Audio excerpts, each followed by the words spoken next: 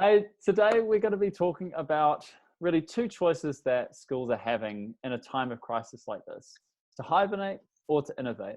And we're really going to be talking about how to innovate. My name is Alex Asher. I'm the CEO of LearnCube, and we specialize in helping language schools succeed and thrive online. And we do that with two main products: our virtual classroom and our online school. We've been doing this for years and years now, so we've got a lot of experience, and we do know what works, or at least we've seen what works up to this point, pre-COVID.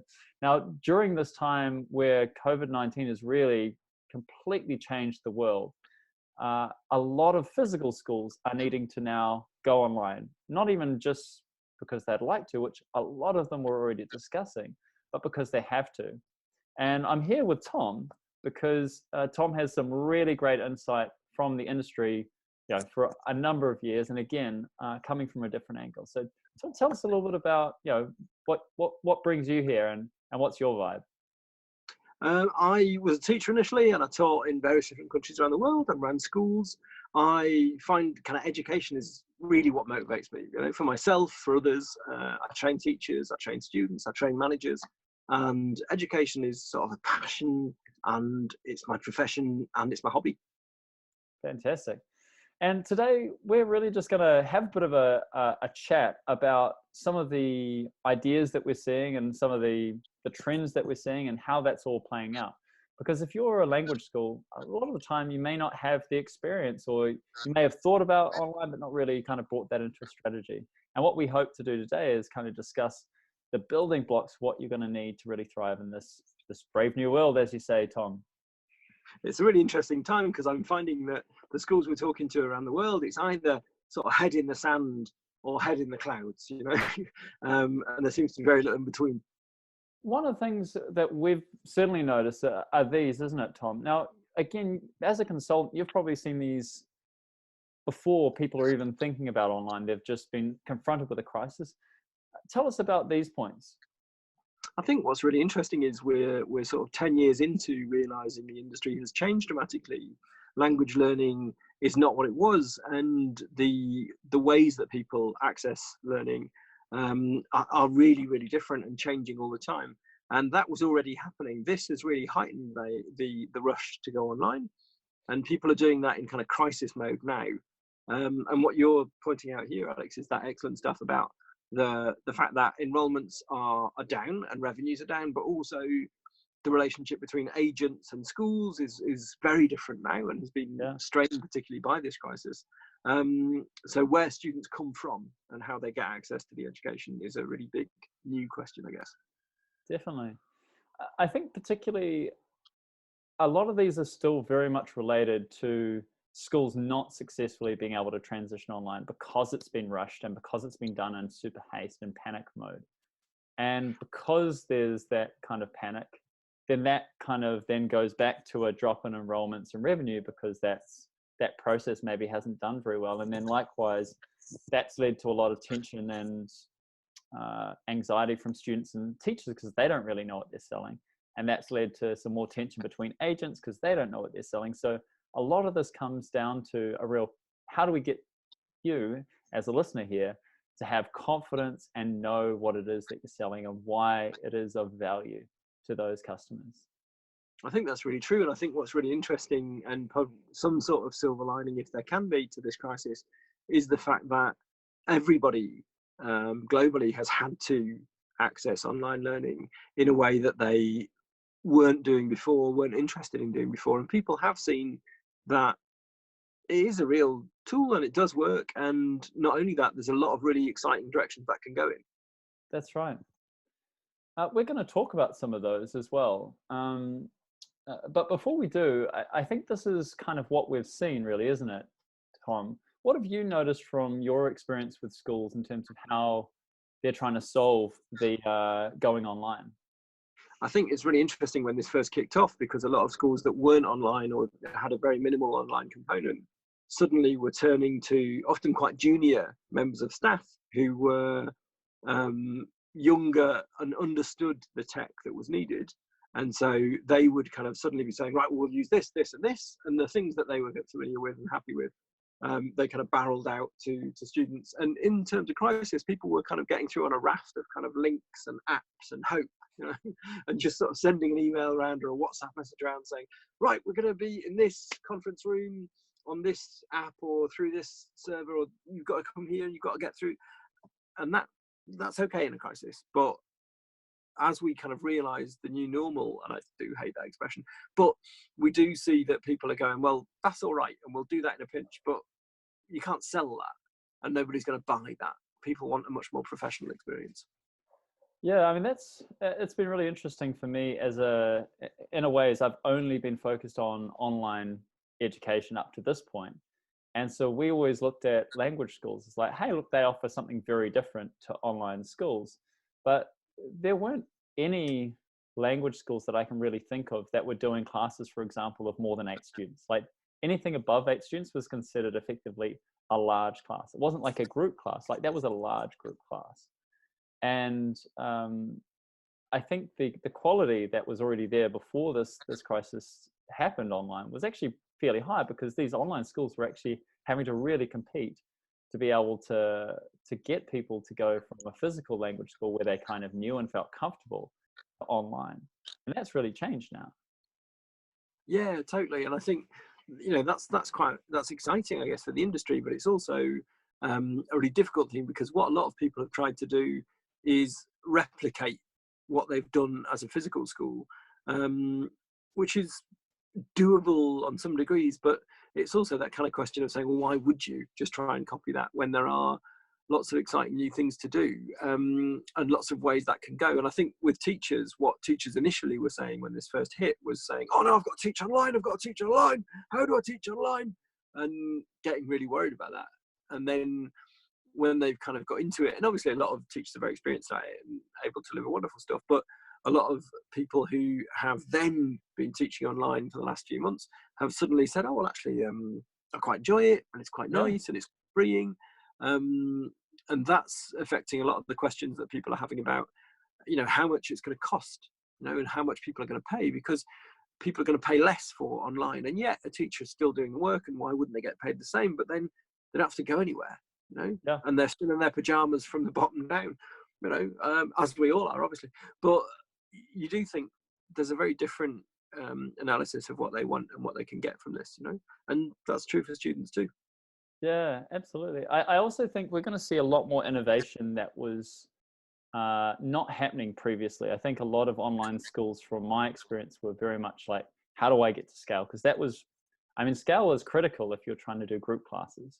It's very hard to do group classes unless you have enough of the right kinds of students in the right class and with the same motivations. Otherwise, you have the same problem that you have in any normal group class, which is a bunch of different, you know, students of different levels, of different motivations, all trying to listen to one human being, maybe the teacher. And that means that there's a real kind of competition for attention. So I think it's, you know, it's a really good point, because it's a really interesting balance where we will talk about methodology and we'll talk about pedagogy, but when we're in the classroom, a lot of us revert to being the teachers we had, you know, so a lot of us end up doing teacher focused stuff and teacher centric stuff. And, you know, we've all done that, you know. And what's exciting, I think, about the online stuff is the way that we can embrace the fact that students are always going to learn much more from each other than they'll ever learn from us. You know, all we're doing is throwing out sparks and hoping that that fire catches. And I think, you know, the online stuff is great in terms of saying, well, rather than sitting there and watching my lecture for the next 3 hours, actually, I'm going to talk about this, you can talk about this, you can talk about this, and then you can go away and do your own work and bring that back, and we can filter that together. And that, I think, is really, really conducive to a lot of learning, and it's also relevant to the way people are learning now and the way people should learn. Very relevant. So what we were seeing in the market at the moment are a lot of teachers that are providing this kind of experience. They're using Skype or using Zoom as a way of delivering teaching, which can be fine depending on how that teaching is delivered. They're using email just to kind of basically dump people into a classroom. They're using Sheets for reporting and using sort of WhatsApp and Facebook groups. Now, all of these are completely fine in a panic, you know, situation like this. You know, there's a lot of people really blindsided by this, but that's not going to be a sellable or viable product in the future. And I think that's why people are starting to see a real disconnect and a disappointment with what they're trying to sell and what people are happy to buy, because the standards of learning online are a lot higher than what they used to be. And it does imply more than just, I guess, a lecture. So what we're really interested in, I think, Tom, you and I have talked at length about this, is how do we create experiences that are of equivalent value to the physical classroom? When people are thinking about even pricing, one of the things I think of is like, people are happy to pay whatever price you set, as long it's of the same perceived value as that. So people won't pay a penny more than the value they think they're going to get out of it, or they're going to be upset about it. So if you were delivering these really wonderful, rich experiences and people were loving your teachers and that classroom environment in your school, but then you just move like all of that richness straight into a Zoom lecture, there's definitely going to be a disconnect with what people are happy with and what people are prepared to pay, and kind of where we are now. Tom, how do you feel about some of the things that make that experience of equivalent value, and what can we transition online? I think it's really interesting to see how much of kind of automation and making those things slick and smooth and customer related, how much that often loses in terms of personalization. And it's really interesting because it's really easy to make that work even better often than physical school. Because, for example, for me as a principal, when we get a new intake of students, I will talk to all of those students as a group. Yeah. Whereas, of course, if that's happening online, then I can specifically talk to those students one by one for a couple of minutes and actually have a chat and actually engage and actually get an idea of who they are and what they want to do in the school. And that works on all sort of levels in terms of the experience the student has when they come in. Doesn't have to be one of saying, here's your class, this is it. That's you, there's your whiteboard, there's your, great, lovely, you're at this level and you're going to get, what's really lovely, I think, about the educational experience that students have when they travel and when they go to other places is, again, that thing about the people they meet, isn't it? Because they will learn so much more from each other. If you go and study in Sydney, if you go and study in Bogota, if you go and study in a different country, what's lovely is that you come back from that with the memory of the experience, but also with the people and that network, and being able to do that online. So it's much easier when you're running an online school to have students from countries where they've never come through in terms of visas or financial backgrounds. So you're suddenly able to get a really, really mixed class in an online class in a way that you can't do in a physical class. And that's really, beyond price. So as you say, I think aiming high and delivering quality is perfectly possible online. If all you're doing is trying to get people in a class and trying to get electronic cyber bombs on seats, then that's doable, of course, but nobody enjoys it, teacher or student. Whereas actually kind of dovetailing and making a beautiful kind of bespoke thing that is a sort of Fabergé egg that you can say, look, wonderful and glistening, it's really possible, and there's so many exciting ways of doing that. Yeah, I definitely want to add to that. Like, we've seen, I'm very familiar with what's available online, and there just has not been enough thought into that boutique experience. And to be fair, I think for language schools that are completely fresh and new to online, in a way, you are a startup. It's a new part of your business. So as part of that, you might need to, start from base zero and then build your way up as well.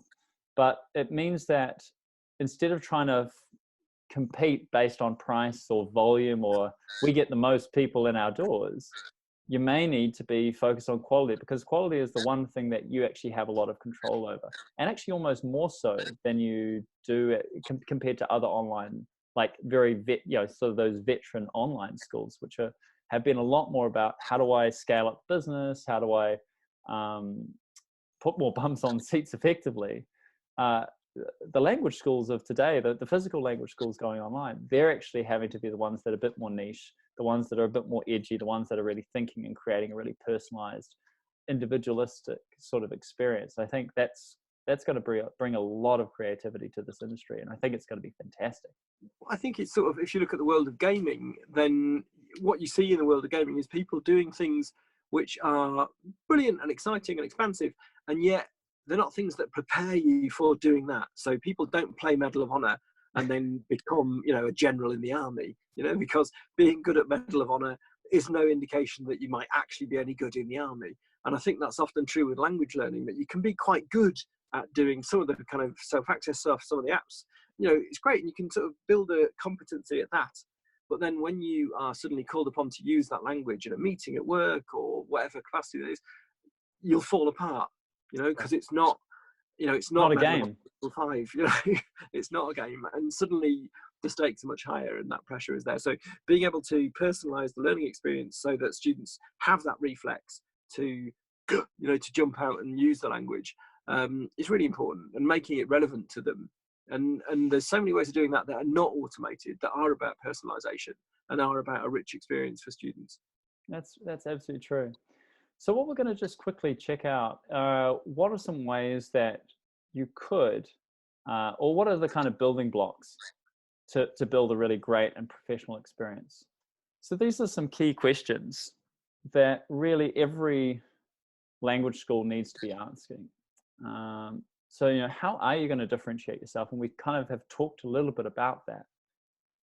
What is it about your experience that's going to stand out? But also think about, what were you doing before this all happened? Surely you had aspects about your school, your teaching, your teachers, the relationship your staff had with students on a professional level, how you created a degree of professionalism, the way you kind of undertook assessments. A lot of those can still transition with you online, but you do need to be more thoughtful about that. So have a little think about that question. What's your view in terms of creating the experience even before, during the class, and then after that class? Tell us about that, Thom. I think it's something that we've started to see, and some schools are able to do it a bit and are getting their heads around it. That thing of when a student enrolls, that you can actually have a chat to them and you can see what they want to learn, and you can take that through, it maybe in their own language, but you can kind of establish that contact and engage them early, and they can do pre-course work before they actually come, and then during the course they are able to participate physically or online, or both of those things, because that's the other thing that's happening now, is people are kind of, having seen the possibilities, are thinking, well, actually, why would we, when we open our doors again, suddenly banish this magic from the room? So that blending is not the right word in terms of education, but that thing of having participants who are there virtually and participants who are there physically is going to have to be something that we all look at and take on board. And I think that's exciting. I think it's great, because it means you've got a wider range of people and a wider range of backgrounds and experiences, and they're the ones that learn from each other, And then when they leave, if they leave your physical school, or if they leave your online program, where do they go? Do we just kind of go, great, thank you, we spent all that money getting you here and getting you to choose our school, bye? No, we kind of build them into our community, and we build them in as, we are their alma mater. And that kind of goes on as an element of their professional lives, an element of their personal lives. And when you do that successfully, you do see students referring other students and students coming back, because you are constantly on their radar. And I don't mean just in the sense of sending them emails going, hello, we're having a lovely time, but that participation is rich and really varied. Yeah, I like that. We're going to just quickly look through some of those aspects of a school that make a class rich and make it exciting. Now, of course, I'm going to talk about my experience with LearnCube. We're a specialty virtual classroom for language learning or language teaching. So naturally, we're going to have some opinions about this, but equally, we're probably, if not the only one in the world that's actually doing this. But when we were creating a virtual classroom, we really had to listen to how teachers wanted to deliver classes, what made it a rich experience. And I mean, you see a whiteboard in every single class in the world, probably. And it's what makes a classroom exciting. And what we're trying to do is take the best parts of a single whiteboard and actually make it better, because online, you can add anything instantly to that whiteboard. So our experience is trying to bring in, how do you bring materials? How do you bring videos? How do you avoid all of those technical things where you would, run up the projector, you don't have to worry about those sorts of things, and you can then start, maybe changing the class format to make it a bit more interesting, so you don't get that, that fatigue that I think a lot of people are really suffering from, because people don't want to see just the same view the entire time that they're online. They want that to be mixed up, and they want frameworks and frames that help with the learning. If we're just talking about a certain subject, that if we're just talking, then probably we just want to see each other.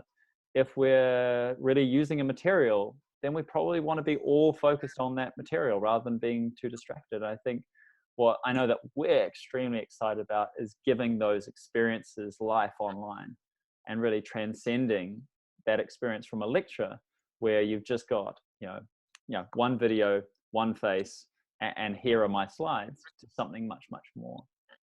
And I think also for me, like as an external person, I think what I liked about the LearnCube thing is that there's a lot of potential there, not just for classroom experiences, but also social experiences, and building the kind of cohesive community that is a successful school. So getting people to use that place to be for a lot of different purposes, really is a very rich experience outside the classroom. Some of the other things that I really think about, and because I was trying to dissect why our schools are successful as well, and why I think they can sell their product and it's a viable product. And I think part of that is because they can create a wrapper, like a product around a classroom. So instead of just, it's the equivalent in my view of like somebody just wandering on the street and there's a door and you just open that and you're in a classroom. Like that's kind of what you're doing when you send somebody a link. There's no kind of entry process. And actually there's no one at the door. It's just like, oh, just choose random XYZ door and knock on the door and you'll be allowed in. And I feel that what we would like to start fostering is that same sense online of, you go through the reception, you go through your platform. All of your classes are like, hey, these are your classrooms. You can go into these, and you can actually, book times with teachers. You can go into classes or be enrolled into classes. And I think, again, it sort of seems like that's what a physical school was doing really well at. And I think we can replicate some of the better aspects of that, but just make it faster and easier because it's online. Well, it's that sense of ownership, isn't it? That students feel like it's theirs and it's their place to be, and that they are welcome there. And I think it's also that thing about safeguarding, that as a school, we don't want to be opening a possibility for students to be, having interactions with staff, with each other, that we're not monitoring, that we're not able to help them through. And I think that's really important, certainly when working with younger people. And, adults to a degree, if it's in our name, because it's a school and it's our school and they're there for us, we'd want to kind of know what's happening. And I don't mean that in the Big Brother sense, but in the idea of kind of being in the one place and everybody knowing where everybody else is. Yeah. I mean, the way that, again, I can only talk to my own experience with LearnCube, but I mean, for example, we provide, verifiable attendance. Now, the reason that's important is, particularly if you're doing any kind of numbers, firstly, you want to know as a school owner, are people turning up? Are they turning up on time? Who turned up? And undoubtedly, you're going to be asked by or told by students, oh, I couldn't turn up because, the teacher didn't turn up, or, there was this problem, or there was this tech problem. Like through our system, you can actually kind of call BS on some of this stuff. And I think that sort of stuff is, again, I didn't realize how important it is, but when you are online, this is the stuff that matters, and it really gives you a sense of A, professionalism, but B, it really enhances the efficiency of your school. But in terms of the safety, one of the things that we did very early on was we enabled teachers to be able to communicate with other students, but through an internal messaging system, so that, for example, if that teacher, if there was any kind of whisper of something, being an issue, then there is a place that you can kind of go in and check that out and make sure that students are safe. And then on top of that, we actually had an experience where we tried to add just a basic community feature. Tom, you might be interested in this, but it meant that any student could talk to any student. But there were some really big privacy and security issues with that, and actually exposed us to some of the nastier sides of the web. You can still have anonymity, you can still have some ugly stuff going on. So going back to what you've said before, Tom, around using the live classroom to its fullest extent. I mean, just because it's called a classroom doesn't mean that you've mentioned before, like, what are some of the more creative ways that you can use the classroom? Isn't that right, Tom? Definitely. And I think the way students are able to use that as a place to hang out, a place to do book clubs, film clubs, a place to sorry, a place to get together is really special. But also you see staff doing that as well, and staff are able to kind of use a room and compare ideas, compare materials, and also store materials. Yeah. As they go through it and as they change it. I think that's really important. Yeah. But it's the thing, I think, where I think for me, just sort of seeing it on a commercial perspective, you think, well, why would you want to invite somebody into a room that's not yours? Yeah. Why would you want to say, yeah, come into the meet us on this app or meet us in this thing? Yeah. The nice thing about kind of having a branded place to be, it looks like yours, it looks professional, it looks good. Yeah. And it looks like you've invested, right? Like, I mean, I can just the same way. Like, why would you pay? I mean, you can pay for a beautifully cleaned car. One is a limo and one is, just a Toyota Corolla. Now, there's nothing wrong with either. Both are clean, both get you to where you're going.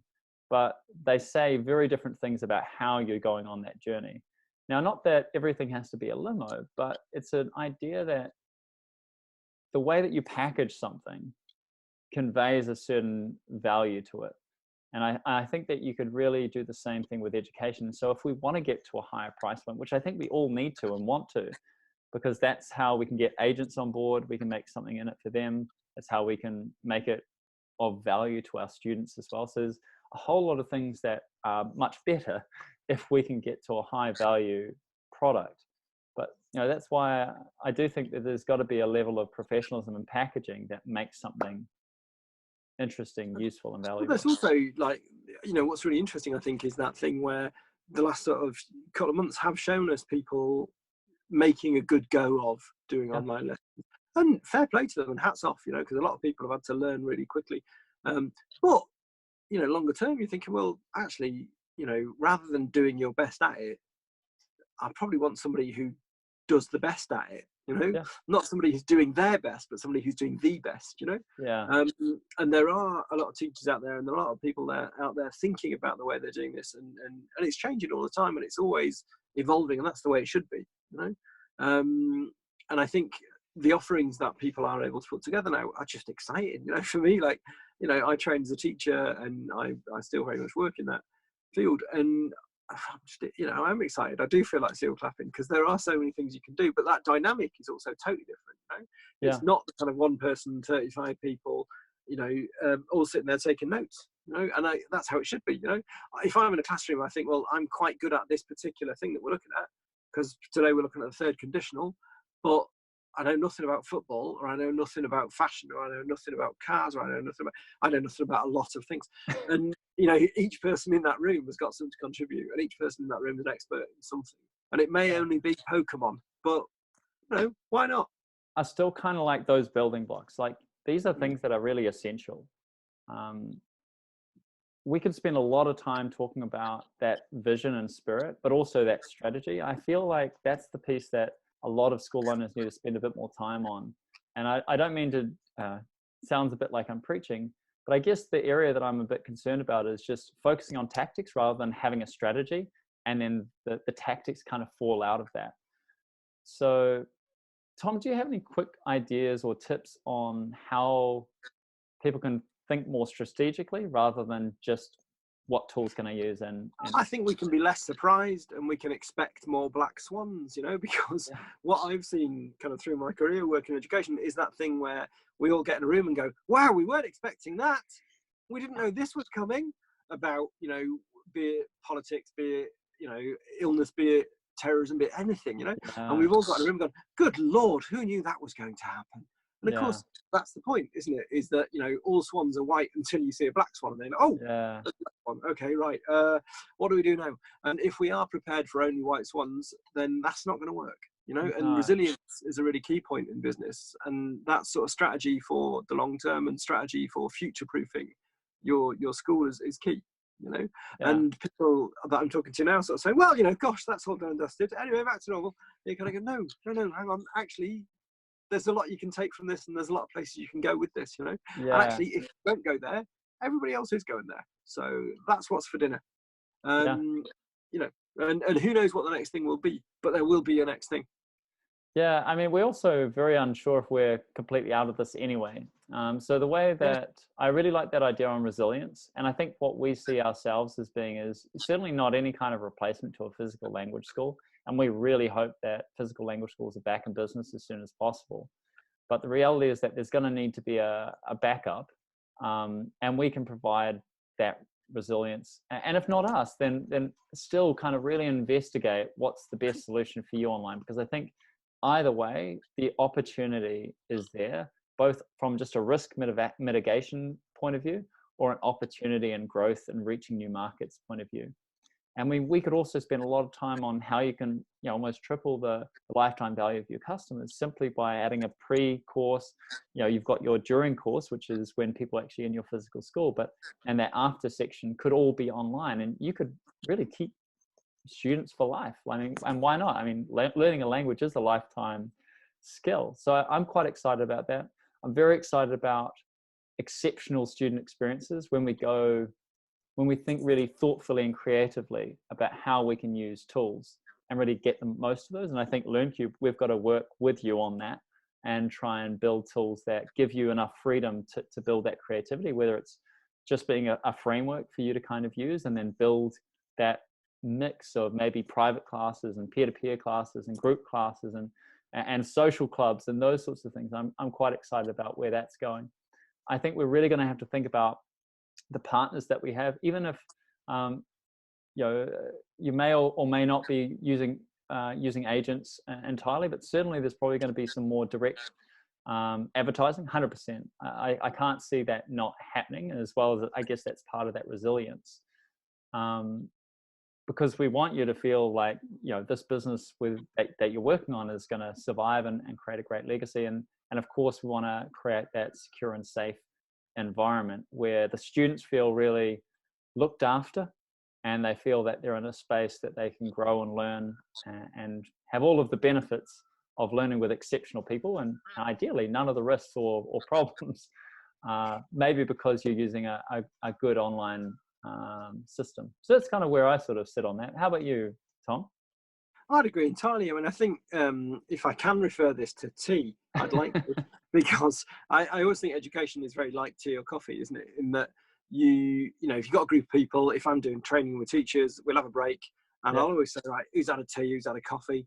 And if you get the room divided and you've got the people that have had coffee and people that have had tea, the people that have had tea are not going to suddenly want coffee, and the people that have had coffee are not suddenly going to want tea. And right. Education is the same, isn't it? So whatever kind of platform we're using, whatever way we're getting to engage students, if they are coffee students, they want coffee, and if they're tea students, they want tea. And us saying to them, no, you're all right, this is like coffee, it's actually better than coffee, it doesn't matter because it's not coffee, So whether we're using communicative stuff, whether we're using stuff that's going to help them illustrate those ideas, we've got to kind of use all of those things. We've got to make sure we are tea and coffee, not mixed, because that would be vile and disgusting. But making sure that we're offering a bit of tea and a bit of coffee. And, people are always going to want different things. If I can actually expand that slightly and talk about biscuits. Oh, here we go. I love your metaphor. No, but because stick with me, right? This may I'm there. I'm with right? you. What I'm saying is, do we, are you a person who just sort of crunches it down and just rushes your way through the whole packet? Or are you somebody who gently through the day nibbles your way through maybe like 2 or 3 biscuits in a gentle fashion? Are you a ginger person? Are you a person who wants a chocolate layer?